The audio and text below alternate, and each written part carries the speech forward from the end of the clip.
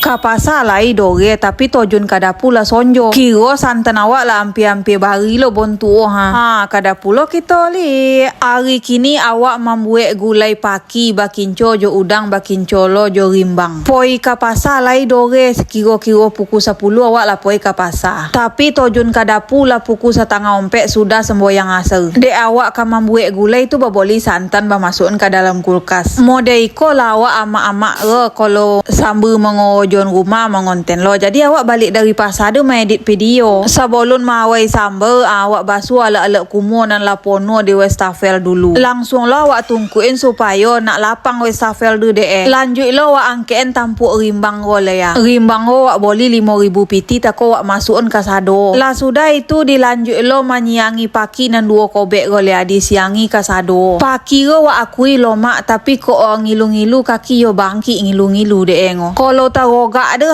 dak ada pikin penyakit do beko makan ubek li. Iko banyak paki dan 2 kobek takoa. Nan bumbu lah sudah awak kubak-kubak itu ada do kutu lah sudah awak angkein tampuk bawang merah, bawang putih, kuning, sepode long kue. Lah longkok lo jo daun-daun sekali anang rimbang bang angkein tampuk takoa banyak iko jadinya. Lanjut lo awak galai udang oleh sebenarnya yalah diangkein kulit de orang menjual di pasar tako tapi ciri di punggung lo nado nyo angkein lah do diangkein de awak sudah diangkein ciri di punggung langsung dibasuh berosi-berosi. Dek udang godang-godang awak korek duo. Rimbang jo bumbu-bumbu tako langsung dibasuh berosi-berosi. Kini agak balain dari biasa awak menggiling bumbu awak tokok-tokoi dulu bumbu baru awak masukkan ke dalam blender. Kalau bulet-bulet je masukkan ke dalam blender bulet lo keluar balik dak cair dek blender dah. Kok kadi giling hari lah sonjo aku dak masak sambal laki berbuko beko. Tu awak masukkan santan jalang ke dalam kuali dulu diambil sangenek untuk panggil yang bumbu. Dak lupa diagih garam langsung dicucukkan blender ke dinding sekali langsung diputar cowonyo sekali. Lah cowo bumbu langsung lo dimasukkan ke dalam santan lado dalam kuali tako. Diiduin api baru dimasukkan pati santan. Di siku awak lah mulai curiga